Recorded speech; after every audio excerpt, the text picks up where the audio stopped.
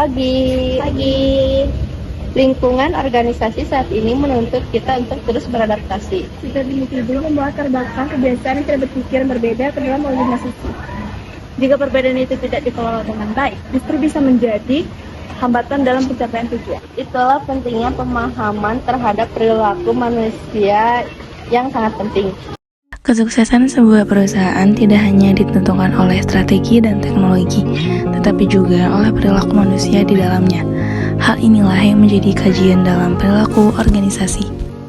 Baik, kita mulai pembahasannya hari ini.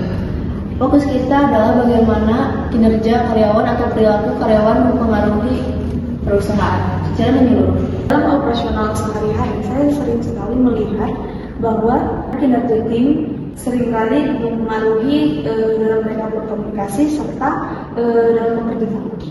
Benar, konflik kecil tidak dibiarkan bisa berdampak pada produktivitas dan hubungan kerja. Artinya, perusahaan tidak cukup hanya mengatur pekerjaan, tetapi perlu juga memahami perilaku mereka yang menjalankan sehari-harinya. Perilaku organisasi adalah studi mengenai bagaimana individu dan kelompok bertindak dalam sebuah organisasi. Setiap karyawan punya perilaku yang berbeda, ada yang aktif, ada yang pasif. Kadang itu dipengaruhi oleh pengalaman, latar belakang, maupun pengalaman kerja di tempat sebelumnya. Inilah yang disebut dasar perilaku, yaitu faktor-faktor yang mengaruhi tindakan seseorang di tempat kerja.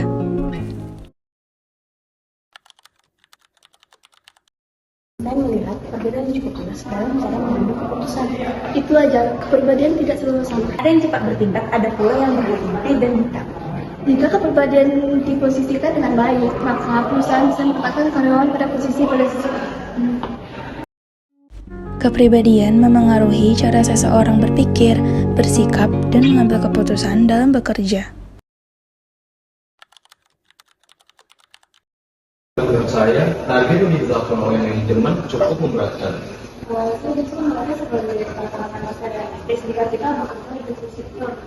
Mungkin karena pengalaman kita berbeda, cara pandang kita juga tidak sama. Ya, satu kondisi yang sama bisa dipersepsikan secara berbeda. Persepsi adalah proses seseorang dalam menafsirkan suatu kondisi atau peristiwa berdasarkan sudut pandangnya masing-masing.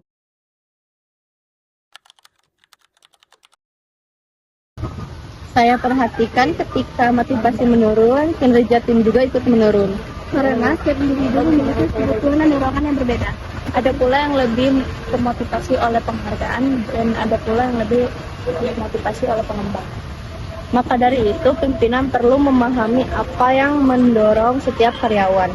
Motivasi merupakan dorongan internal yang membuat seseorang mau bekerja dengan lebih baik, lebih tekun, dan lebih bertanggung jawab dalam melaksanakan tugasnya. Dengan adanya motivasi, seseorang akan memiliki semangat untuk mencapai tujuan, meningkatkan kualitas kinerja, serta tidak mudah menyerah ketika menghadapi kesulitan.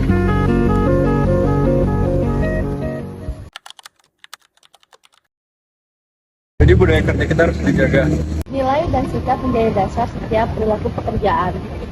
Nilai dan sikap membentuk budaya organisasi, memengaruhi perilaku, kerjasama, pengambilan keputusan, dan citra organisasi secara keseluruhan. Budaya yang kuat juga mendorong kinerja yang lebih baik dan menciptakan lingkungan kerja yang harmonis.